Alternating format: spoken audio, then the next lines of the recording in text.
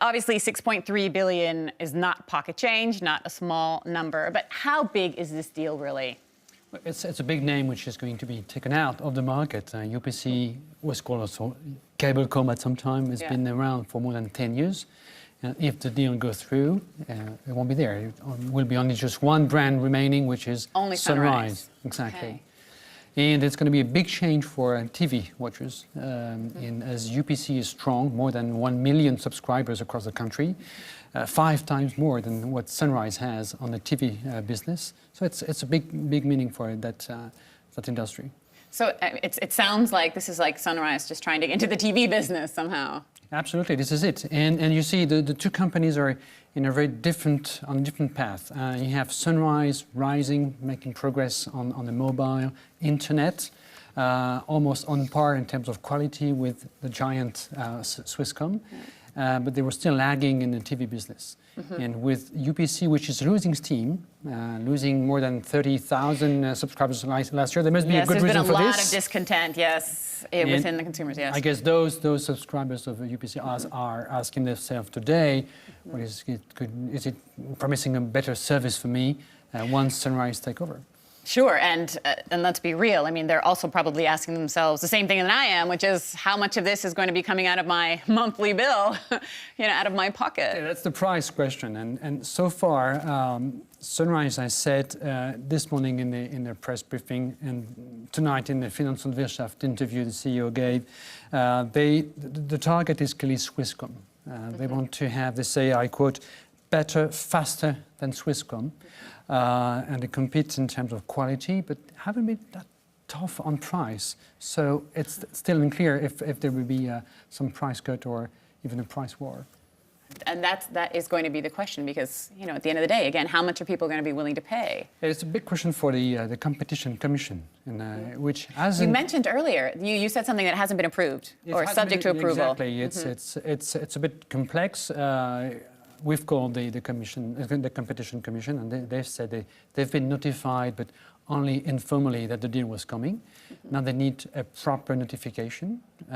It could come, if it comes by the end of March, say, the Competition Commission says it could take them up to 5 months until the end of August or maybe September to give a green, orange, or red light to the deal.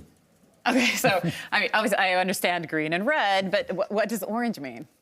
Orange could be a yes, but they would need to divest some activities or make just different arrangements to protect the competition within the specific market. Okay. And how are you feeling? I mean, how optimistic are you they will get a green light, for example? Well, the company is very optimistic. They've said it different times today. The Competition Commission says nothing because they haven't formally been informed. Sure. It's a very special situation. If you compare to put this into perspective with what's happening in Europe, where Liberty Global, the parent company which owns UPC, has also sold some businesses in different countries, Germany, the Czech Republic, for instance, Austria. In some countries, the European Union antitrust authorities have launched a formal and deep investigation to make sure that the competition remain good, so the customers will receive a good service at a good price. So that's the environment, and clearly here in Switzerland the concentration is taking place. So the Competition Commission will take a look at this. And it's even more special here in Switzerland because Swisscom... Everything is more special in Switzerland. Swisscom is the main player. In some segment it holds, you showed on the graphic before, 50 or 60% of market share. It's also a historical player which is partly owned by the Swiss Confederation, even though it's a listed company. And the Swiss Confederation is very happy year after year to get some dividends from the company. So they don't have really a strong interest in seeing a big rival emerging to Swisscom. But that's the Swiss Confederation, that's not the Competition Commission.